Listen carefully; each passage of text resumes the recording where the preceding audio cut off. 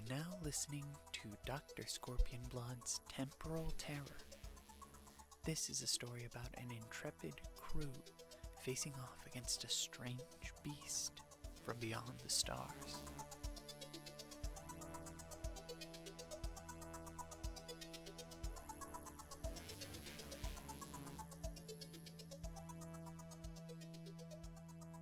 The crew is arriving at Parsons Station, the great interstellar antenna that connects Sol and Proxima Centauri.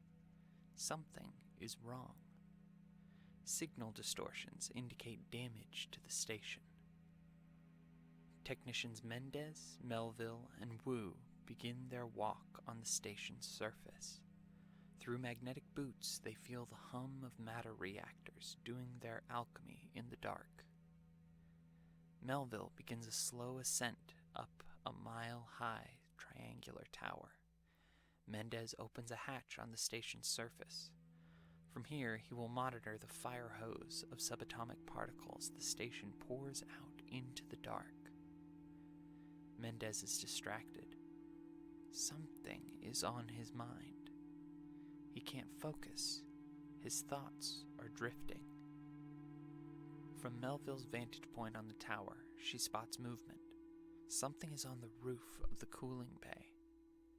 It has coarse, Vanta black fur, indistinguishable from the vacuum of space. It is noticeable only in that it blocks stars from view. Melville stops, hesitating because she's certain she's seeing things. Glowing blue organelles blossom across the Star Wolf's body, and it bolts out of sight. Wu hears the report. The intersection of 1,000 laws, policies, and guidelines crystallize into action. An alien life form, possibly damaging the station. It must be observed and cataloged at the very least. Something catches her eye as she makes her way back to the team. For a split second, she swears she can see a faintly glowing figure in the path of the signal emitter. It seems to hunch over, flash, then fade. Wu chalks it up to plasma, arcing off the emitter, and moves on. The team reprioritizes. Weapons are fetched, just in case. The 3 technicians make their slow march along the length of the station. They pass the cooling bay and find black blood slowly evaporating on the ground. Its trail is clear, heading for the signal emitter. Somewhere along the march across the deck, the dynamic changes. The technicians conclude in absolute silence that this is a hunt. Their prey is at the base of the emitter. Now they can see it clearly. The Star Wolf is severely injured and can barely stand. The shape below its glowing white eyes is pitch black. Slight movements of its outlines suggest a snarl. The creature bolts toward Wu suddenly, sailing through microgravity until a single shot cancels its momentum. Very suddenly, it is adrift. Black blood and glowing blue fluid is pooling around black fur. The body is observed. It is cataloged. But the cruise ship is calibrated to their weight. The addition of a large predator would complicate the journey home, so they elect to leave its body snug in the gap between the signal emitter's edge and the body of the ship. Mendez is taking readings again. Particles are being emitted from deep within the station. All kinds of wild quantum waste that is always a little beyond classification. Mendez turns his head and sees the Star Wolf hunched over a human body. He freezes in fear. Under the immense body of the Star Wolf, Mendez makes eye contact with Mendez. The Star Wolf has its massive jaws full of matte black teeth clamped around his helmet. An audible cracking can be heard from inside. Before Mendez can move, he is blinded by a flash of blue light, and the vision is gone. The remaining Mendez has trouble reporting these events to Wu over the radio. Wu gives him a moment to collect himself and tells Melville to make a rudimentary check. Melville is halfway up the antenna again. In microgravity, whichever metal surface your boots are on becomes the floor. Melville walks up the tower with steady feet. Halfway up, she sees something standing in front of her. The Starwolf is there. Blue oil is collecting on its side and sublimating into the vacuum as glowing vapor. The Starwolf bolts forward with a spectacular force. Melville fires a glancing shot, tearing into the side of the creature's leg, causing the Starwolf to trip. It loses its grip on the tower and rolls in the air. Momentum is still carrying it towards Melville like a cannonball, but before the Star Beast can crash into her, it glows and vanishes. The situation is turning under Wu. She will have to answer for not completing the survey of the station, but after 2 attacks, she can't further endanger the crew.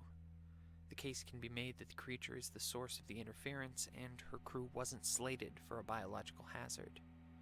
Forget that it can vanish. Forget whatever psych job it did on Mendez. She rallies the troops for the walk back, singing the song of hazard pay. Halfway back, the team turns a corner. All 3 of them watch a scuffle 100 yards down the catwalk. It's Mendez, under the Starwolf, with one arm under the wolf's jaw, holding it back from tearing him apart. Mendez begins shaking, murmuring in fear. The Starwolf snaps its jaws around Mendez's helmet. Mendez is losing his grip on the creature's neck. In desperation, he detaches an Allen wrench from his tool belt and stabs one tine of it into the Starwolf's glowing side. It convulses in a silent yelp. Oily blue liquid gushes out of the wound and covers Mendez. The creature leaps off and vanishes. Mendez starts to crawl his way towards Mendez, but something is happening. His mind is drifting again, and he is enveloped in a blue glow. Mendez is shaking on the catwalk. Wu braces him on the shoulder and tells Melville to lead. The ship is 200 yards away. Wu covers the entrance of the dock and pushes Mendez onto the bridge. Mendez is halfway across the bridge when that feeling hits again. Distraction. Melville turns around to see space itself reaching down to grab Mendez.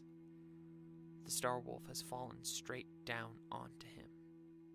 There's no way to shoot without hitting him, and possibly Wu as well. Wu is running across the bridge. She and the wolf lock eyes before it begins to disappear. Mendez's scream is cut off as the blue glow envelops him as well. Wu is frozen halfway across the bridge. Melville has her rifle at the ready, trying to cover Wu as she finishes the walk across. The ship is running, waiting and ready. Wu is stuck. Protocol dictates that the job be abandoned. Basic decency demands searching for her lost crew member. Lost. Mendez must be either dead or so profoundly lost that rescue is impossible. This should simplify her decision, but she stays frozen.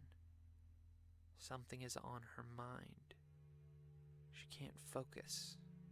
Her thoughts are drifting. Then, a blue glow. Wu and Melville both aim their rifles, but something looks different. A few meters in the space above the bridge, Mendez is born out of the light, screaming, covered in oily blue fluid that is slowly vaporizing around him.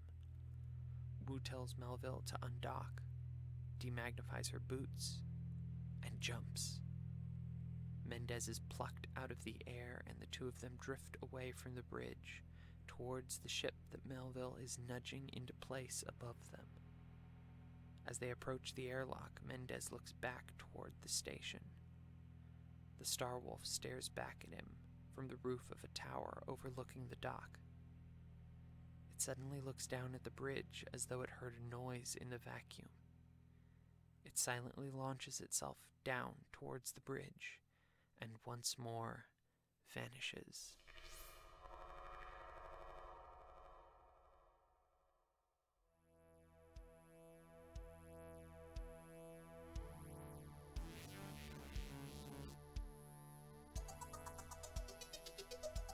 Dr. Scorpion Blood's Temporal Terror was written, produced, scored, and performed by me, Micah Cheek. For more information, go to Twitter at @DrScorpionBlood. Thanks for listening.